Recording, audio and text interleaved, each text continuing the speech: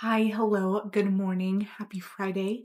I hope you are doing well and staying warm if you are in the Midwest United States. It has gotten down to like -20 here, and that is just like 50 degrees colder than I ever want it to be ever. So yeah, just I hope you have been staying warm, and if you are watching this, then cuddle up, get some tea or hot cocoa, and get a blanket, and yeah, let's just dive into the video.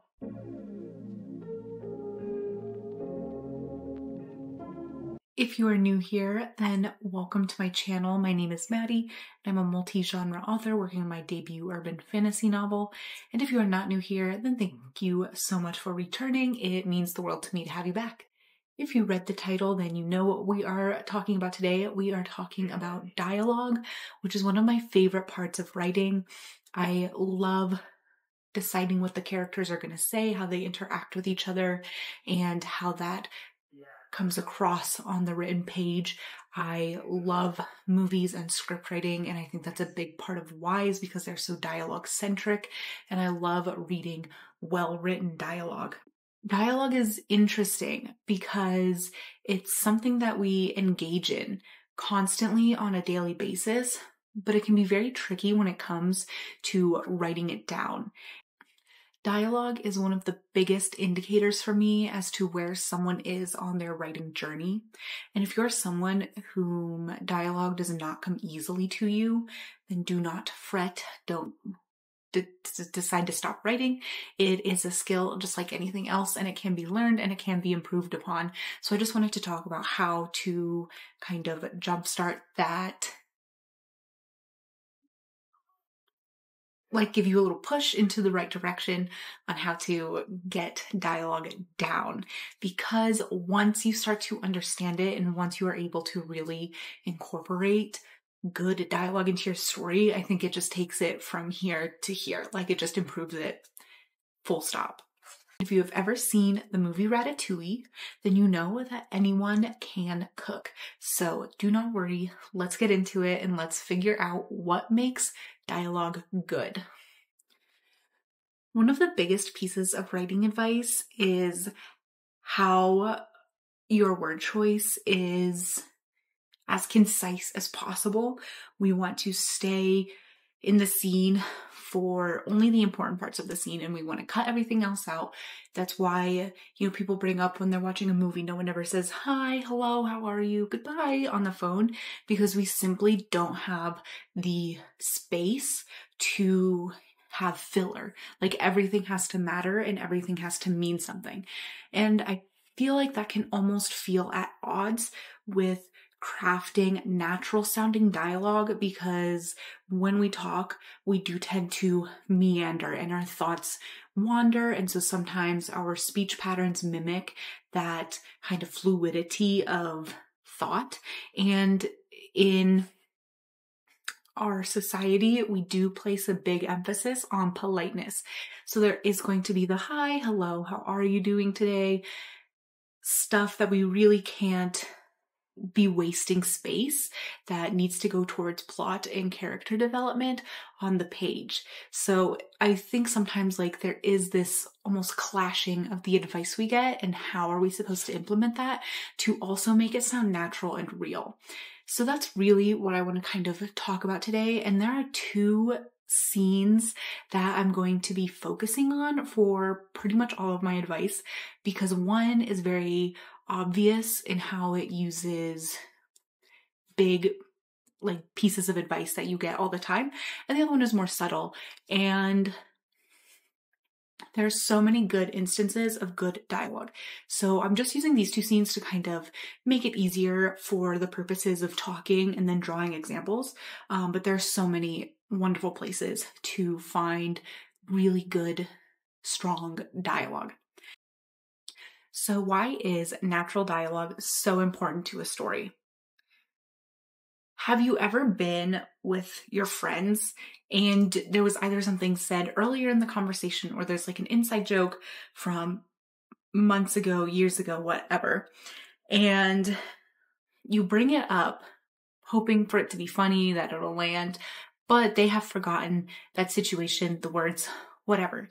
And you have to pause, take yourself out of the joke, explain the context, explain why it was funny.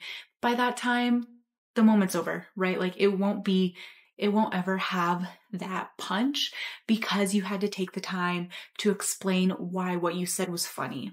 And it just kind of kills the mood a little bit, right? That's how it feels as readers when we're reading infodumps, when we're reading flat dialogue that is interchangeable between any character and there's no distinction between who is saying what. And that's also how it feels when you're reading characters who are saying exactly what they mean every single time. And I will talk more about that advice as well, because that was really hard for me to learn too, because it seems very counterintuitive. If you need someone to say one thing, why would they say the opposite? On the flip side of that, I'm sure there has been a time where you're in a group of friends, or maybe you're not as close to everyone, and they bring up an inside joke. They immediately know what is going on, and you're just kind of feeling left out of the conversation, and it feels a little awkward. And that's what it feels if you don't have enough information and contact. And that's how it feels if you don't have enough information and context in your dialogue or the narration around it to provide the context for the story. So there's this like very happy middle ground that we need to hit as writers to make sure that your reader is getting enough information, but it's coming across in an engaging and fun way to invest your time into. One of the biggest pieces of dialogue advice that I have been given and that I have seen is that people don't say what they mean. That was so hard for me to wrap my head around. And I think it's partially because when I hear that, I immediately go to, oh, are they saying the opposite of what they mean? Like if I'm telling someone go right, but I mean go left, like that doesn't make sense to me. But that's not what it means, right? Like it's not that opposites. And when you kind of see it in action, it makes a lot more sense.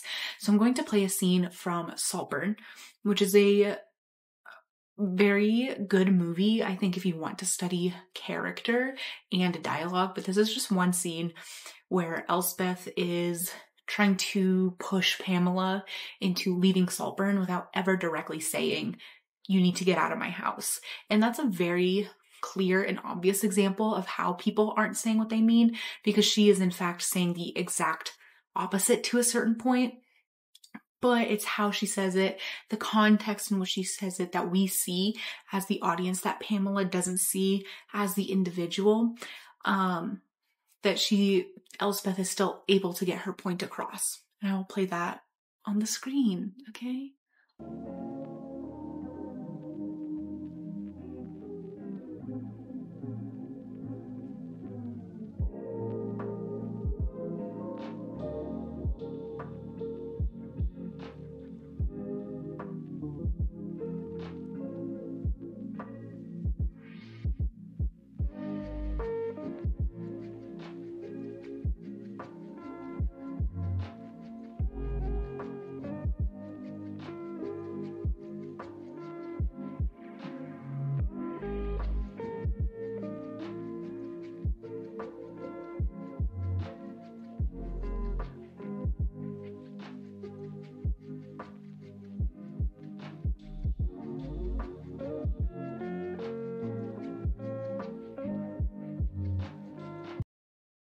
So in this scene, I don't think anyone watching would be confused that Elspeth wants Pamela to leave.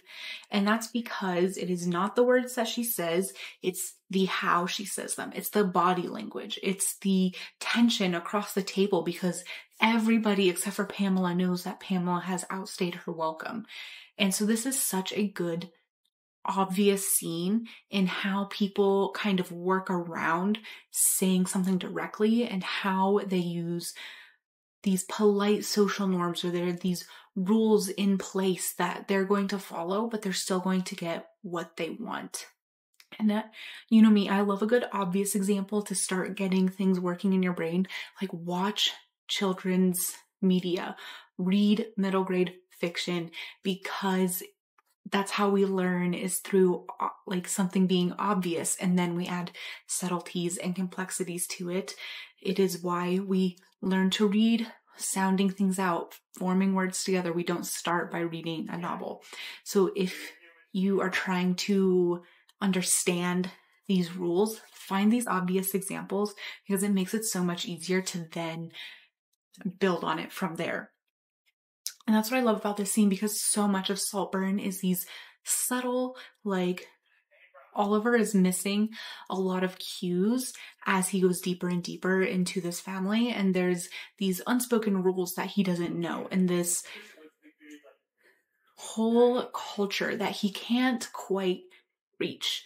And so much of that is shown through the dialogue and how the characters talk to one another. So now that we have this very like clear and obvious example of dialogue in our heads, I'm going to read the prologue of If We Were Villains, my favorite book of all time. So I will probably never stop praising this book. But one of the things I love about this book is the immediate immersion into character.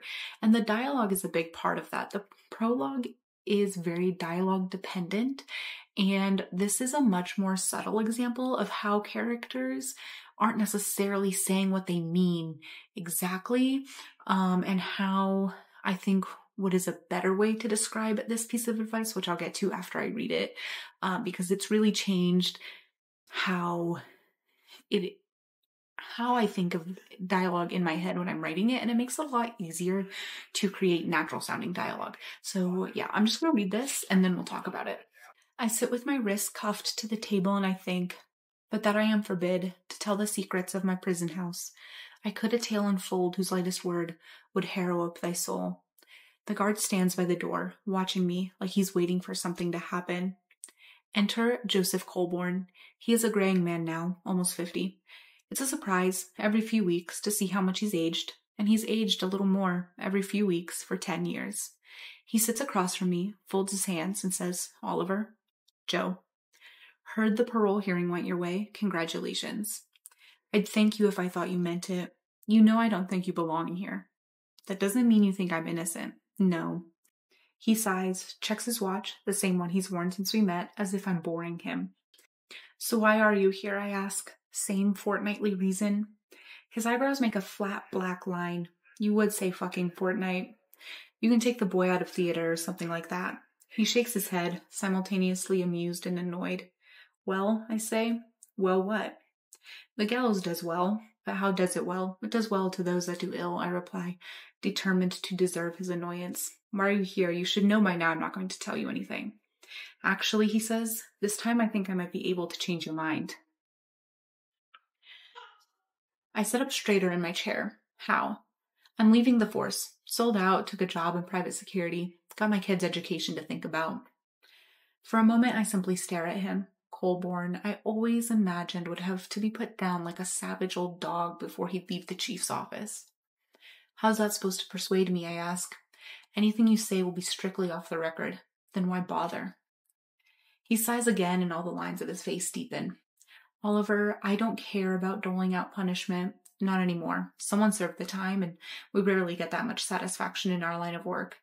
But I don't want to hang up my hat and waste the next 10 years wondering what really happened 10 years ago. I say nothing at first. I like the idea, but don't trust it.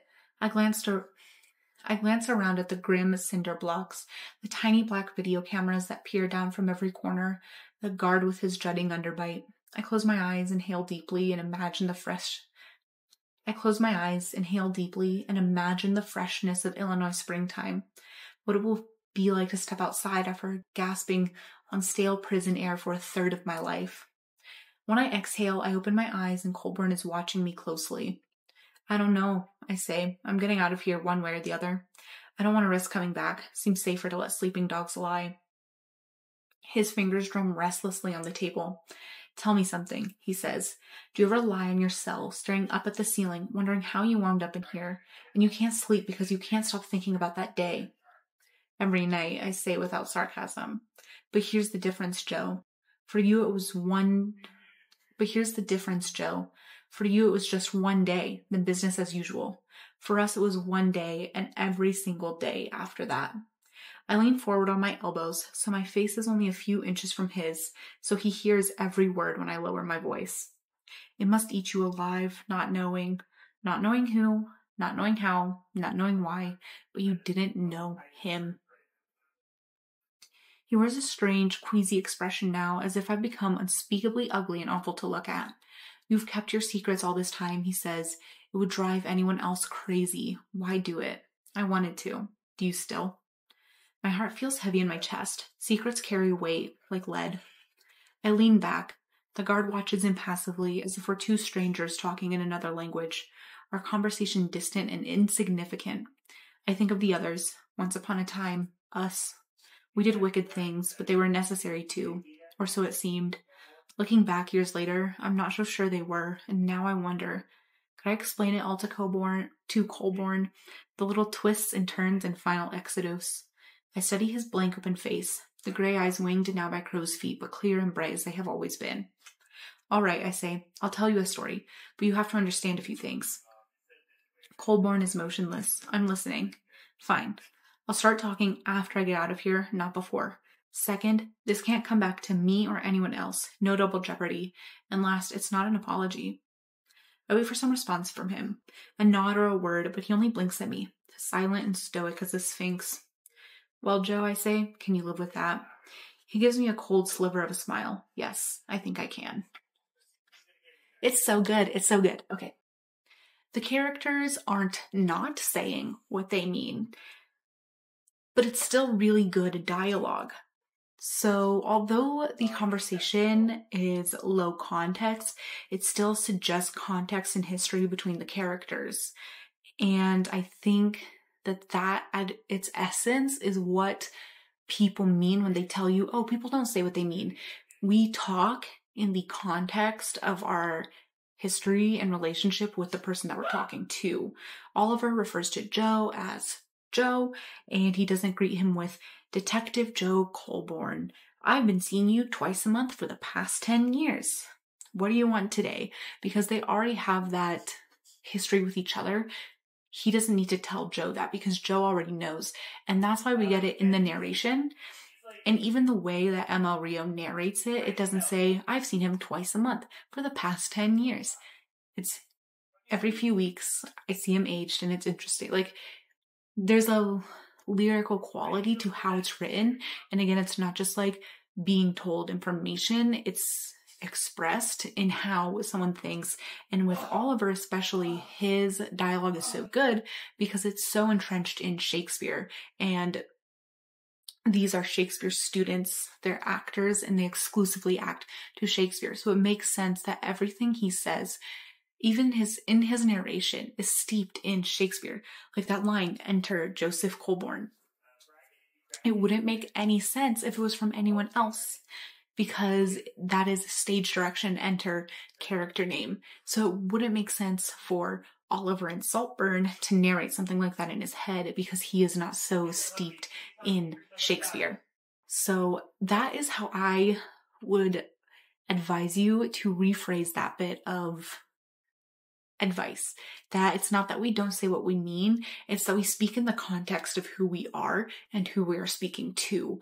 And that will always carry through in the undercurrents of our conversations. How you speak to a new friend is going to be different to how you speak to an old friend, or even different groups of friends. You're going to have different inside jokes that you reference, or different ways of speaking depending on where you met them. If you met them at work, work is going to be an undercurrent of your conversations, or if you met someone hiking outdoors, and hiking is going to be the undercurrent of your conversations. I would also really advise you to decide how people are saying things, because that is the bulk of our communication is nonverbal. It's how we're saying it, the body language, our facial expressions. There's so much more to communication than just the words coming out of our mouths. Even if you look at animals, they don't use verbal communication, but they still communicate. Even though if it's not as complex as human speech, it is still an effective form of communication because it's how they're moving. It's how they're showing you what they are feeling that gets the message across. And to a certain extent, we need to have that for our readers.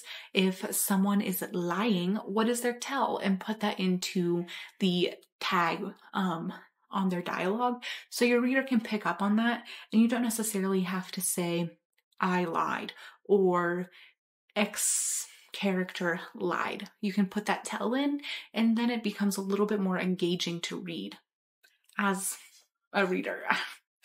The next big piece of advice that I see all the time is dialogue reveals who your character is. And again, that is something that I think can be misconstrued, where I see this all the time where it's like, 30 years ago, you gave me life. And it's just like, that's not how we would talk to our parent. You know, that would be something in our narration. So going back to if we were villains, Oliver talks in Shakespeare quotes, he talks in play directions. And again, it makes sense because that is his life. It would not make sense for Joe to talk that way because he's a detective. Shakespeare has no bearing on his life whatsoever because we are our lived experiences. We are the products of our environment and our home lives. That's why dialects are so varied, even in the same country. I live in the US. I think most of my viewers live in the US as well. And we have regional sayings. There's soda, pop, Coke, probably something else, a fizzy drink. I don't know. But there's so many different ways to say the same thing. And we are the product of where we are, where we come from. We don't exist in a vacuum. Therefore, we don't create art in a vacuum, and we do not consume art in a vacuum. We're the sum of our lived experiences, and your characters are as well. In Saltburn, Elspeth tells Oliver he's very punctual, and we get this sense that Oliver has transgressed a social norm that for Elspeth and people of that class of living, like that tax bracket, they wouldn't do that. But Oliver doesn't have that lived experience that he knows these like little ticks and rules to follow. So that line reveals the difference in their class and that Oliver has somehow transgressed that social norm. I would say that this is also very apparent in a basic hero's journey story because your characters fall into archetypes. Those archetypes will also influence how your character speaks. How the mentor speaks is going to be different from how the hero speaks, the friend, whatever. Each of these characters has a purpose to serve, so their dialogue is going to fulfill that purpose as well. One of my favorite pieces of dialogue advice is that every character has an agenda. That agenda can change. It can be overarching or small depending on the scene, depending on what they're saying. In your life, you also have an agenda for everything you say. You have a reason to communicate with people, whether it's to inform or find connection, share a funny story, so to laugh, entertainment, education, whatever. We come to a conversation with an agenda in mind. If I don't know, you've probably told a story with like no meaning, no context, there's no point. And I remember in like those early meme days, I feel like 2012 to 2014, there was a whole meme about it with like cool story, bro, where, collectively we understand that sometimes we say things that don't matter and it doesn't matter, right? Like we made a whole meme about it to make fun of when that happens, because as humans, we are always looking for the meaning. We are puzzle solvers. So we're looking for the puzzle in someone's words to decipher the meaning or to get to the point, to feel the emotions that someone felt when they were like being chased, or you know what I mean? Like that's why we are so intrinsically drawn to story, is because We are looking for the conflict and the meaning behind the conflict, how someone resolves it. It's a form of communication for our brains. And when we have these pointless stories, we intrinsically pick up on that. So that's why it's so important for your character to have an agenda, even if it is something as small as just to inform. Like if you're telling your mom, I'm running to the store, you're not saying, hey, I need to inform you I'm walking to the store. Like, they both mean the same thing, but one feels a lot more natural and we understand it than the other one is like almost info dumping, such a small bit of information, but it's way too wordy. Defining your character's agenda can also help with out of character dialogue as well. For example, if your character is a spy and they need to get as many enemy secrets as possible, it wouldn't make sense for them to interrupt the other speaker because that goes against their agenda. They're trying to get information, so cutting off the other speaker would kind of go against that. So having that outlined should help to kind of guide or give structure to how your character is going to talk, what they need to say, what information they need to get, and you can kind of go from there and build on that like bare bones outline. And this goes back to, even though they have an agenda, they won't always say exactly or directly what they're meaning. I think a big one is the phrase, this person needs to be taken care of. So your character doesn't have to say, we need to kill this person. We have ways to speak around that and still get the same meaning across. And saying this person needs to be taken care of is almost more ominous because we're not saying directly what is going to happen. And right, it's just more engaging. I don't know. And then that gets us to, I think, just like formatting stuff. In my opinion, said is the best dialogue tag. You should use shouted, interjected, replied. Not necessarily sparingly, but moderately. Not every single line has to be, "What's up?" I exclaimed. "Oh, nothing much," I replied. And you don't always need a tag. Sometimes, if you have enough tags and context to know who is speaking, you can just have a line of dialogue. Or also you can switch it to an action tag, like, "I stood up. What's going on?" "Oh, nothing much." Something like that. I don't know. It's hard to think of this like on the spot. But again, I think that kind of braiding said with other speech tags, with dialogue tags, or no tags at all, braiding that together helps the natural feel. So if you have a conversation that is more pointed and directed, you can still add that feeling of naturalness to the narration and structure around the dialogue itself, because we don't exist in a vacuum. Your story, your dialogue does not exist in a vacuum of the rest of the story. So it all is like making it come together in a way that feels natural enough. I actually just read the first Warrior Cats book since like I was a child, and it's crazy because it's actually quite complex of a narrative, and it works for children because the dialogue is incredibly straightforward and blunt and low context. But it's okay because I need it, because there's so many different cats and things happening that I kind of need something that's just like, here's what's going on.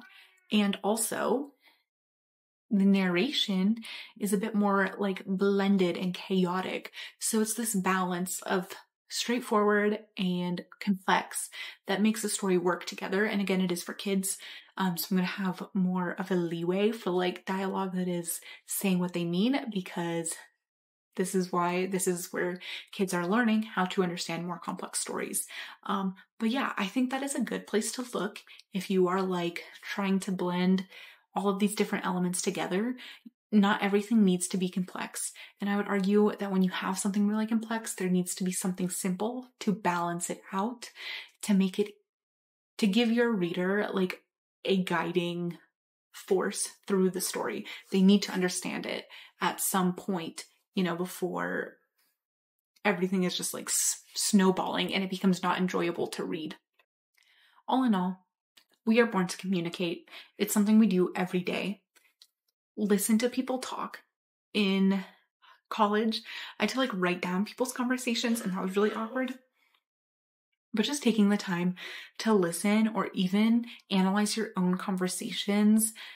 I was with my family on Christmas Eve, and I just took a moment to like sit back and was like, we're having two concurrent conversations at once. And that's really chaotic, but your brain is equipped to handle that. So your brain is equipped to write good, natural sounding dialogue that still serves the purpose of the story. And I know that you can learn it. That's all I have. And I know that I don't know, I feel like sometimes people are so much more organized, and I am not so much organized because I have all these thoughts and I just want to get them out. Anyways, I hope this video helps like clarify or provide a different perspective on writing dialogue. If you have any tips or things you've heard that have helped you really explore dialogue and crafting dialogue, please let me know down below. If you enjoyed this video, I would love if you liked it or subscribed to my channel, or nothing. Just having you here is perfect and makes me happy, and I will see you in the next one.